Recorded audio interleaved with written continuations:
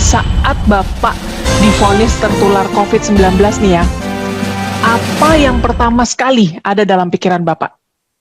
Baik-baik saja. Jadi maksudnya saya sangat-sangat pede karena pada waktu itu ya. Jadi ini perhatikan perjalanan kepedean saya gitu. Nah ada pede, nanti tidak pede, nanti pede lagi. Nah itu tidak percaya diri. Nah itu kenapa pede? Karena based on statistik.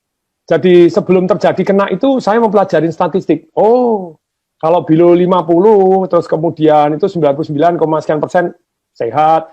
Apalagi kalau istilahnya tidak ada penyakit bawaan begitu ya. Saya kan tidak ada penyakit bawaan. Begitu kurang minum, saya mulai begitu saya menggigil saya ngebel lagi. Harus air hangat. Nah ini. Jadi kalau saya ditanya, pertanyaan saya begini. Ini ilmiah. Tabayun boleh buka ayo data ilmiah. Kalau obat belum tentu, masih di dalam riset. PCO masih belum tentu. Minyak kayu putih katanya masih belum tentu semuanya. Tapi pertanyaan saya, obat ada efek negatifnya? Ada macam-macam. Ada. Tapi kalau air putih ada efek negatifnya? Ada kalau terlalu banyak. Terlalu banyak. Nah sekarang gini, berapa saya tanya sama teman-teman, berapa ukuran air putih? 8 gelas. Salah 8 gelas Loki atau 8 gelas 1 liter. Yang benar tuh sesuai dengan berat badan. Kok Anda beratnya 100 kilo, binaraga minumnya 8 gelas Loki ya salah. Pak ya 250 cc tetap kurang. 100 kilo, 8 gelas, 250 cc tetap kurang. Baca buku itu di Dr. F. Beckman Hellick itu jadi dia ngomong begini, bahwa manusia itu butuh air. Air berapa? Minimal 30 cc per kilogram berat badan. Saya misalnya bobot 80 kilo dengan tinggi 183. Bukan 8 gelas, yang benar 2,4 liter, 30 cc kali kilogram per berat badan. Pertanyaan saya, betul nggak kalau kurang air, ayo para dokter, para ilmuwan, kalau kurang air 4% Anda lemes, kurang 7% Anda sakit. Ayo mari kita buka, cari data, cari buku boleh. Kurang 20% Anda mati. Dalam hidup ini semua boleh kurang 20%. Mati. Anda kurang 20% apapun boleh. Kurang protein, kurang kalsium, kurang oksigen 20% Anda masih hidup. Tapi kurang air 20%, you die. Pertanyaan saya, kenapa di rumah sakit tidak diwajibkan minum? Halo rumah sakit. Ini penting sekali. Kenapa tidak diwajibkan minum? Lu patung kan harusnya minum sadar sendiri. Tidak bisa. Saya ini tidak punya pengalaman sakit, saya diinfus. Karena diinfus saya pikir tidak perlu minum. Jadi saya merasa kondisi saya drop luar biasa karena kurang air. Nah sekarang kan sudah ada penelitian bahwa ternyata kalau yang namanya orang kena COVID itu darahnya mengental, makanya dikasih heparin, dikasih aspirin. Kenapa dikasih heparin? Suruh minum, woi. Wajibkan minum, diukurin, air hangat. Halo, please deh tolong disampaikan ke semua rumah sakit, semua orang-orang dokter-dokter, please. Karena ini ilmiah. Anda bilang kalau PCO belum terbukti obat-obat, Actemra apakah pasti saya dikasih Actemra, satu suntikan 12,9 juta. Ternyata saya baca, betul itu menurunkan inflamasi. Tetapi kalau Anda kena pneumonia, kena TBC, kena itu mati loh. Banyak yang itu ada penelitian tuh, dikasih 5, ada yang ini mati loh, ada yang bahaya. Makanya saya suruh tanda tangan tuh, if something happen. Nah kalau itu belum terbukti menyehatkan, kalau air terbukti kalau kurang mematikan, kenapa tidak diwajibkan minum? Hoi. Sorry, saya sangat-sangat emosional karena saya ngerasain tidak bisa bernapas seperti apa. Mestinya kan air toh, supaya airnya, aduh nih, jadi diwajibkan minum. Jadi wajib, diukurin, wajib minum, ayo minum sedikit, 100 cc air hangat, 100 cc air hangat.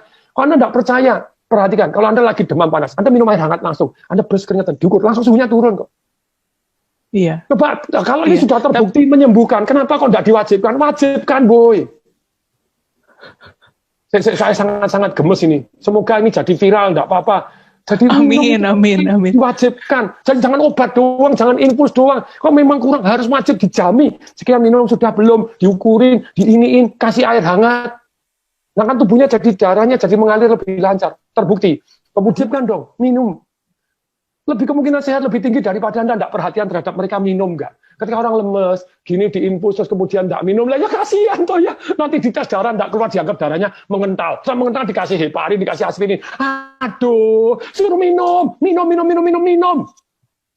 Wajib. Minum air putih hangat ya. Air putih hangat itu yang paling penting ya, Pak Atung ya. Dan ukurannya 30 cc per kilogram berat badan. Kan tadi kalau air terbukti penting, kenapa tidak diwajibkan minum air? Pernapasan penting, kenapa tidak diwajibkan? Jadi jangan hanya obat boleh, please deh. Sejauh Anda tahu boleh, tapi kalau air terbukti kurang mematikan, kenapa tidak diwajibkan minum air? Air hangat, hoi.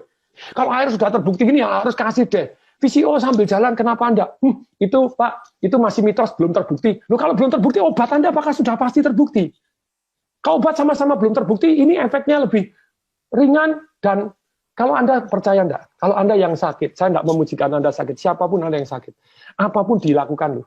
Suruh minum obat ini, nanti kalau kemungkinan mati ya daripada ini ya batik sungguhan ya apa ya, suruh apa ini. Nah kalau VCO kan baik-baik gitu ya, kenapa enggak gitu loh. Jadi ada penelitian bahwa ternyata orang yang gembira itu megahertznya tinggi, orang yang marah megahertznya rendah, dan orang yang megahertznya rendah kena sakit macam-macam.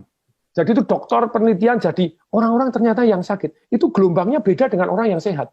Nah kalau orangnya supaya gelombangnya naik, nah itu ada perasaan bersyukur, penuh harapan, terus kemudian juga nyanyi-nyanyi, itu nyanyinya tentu saja nyanyi yang gembira, nyanyi yang sedih-sedih gitu.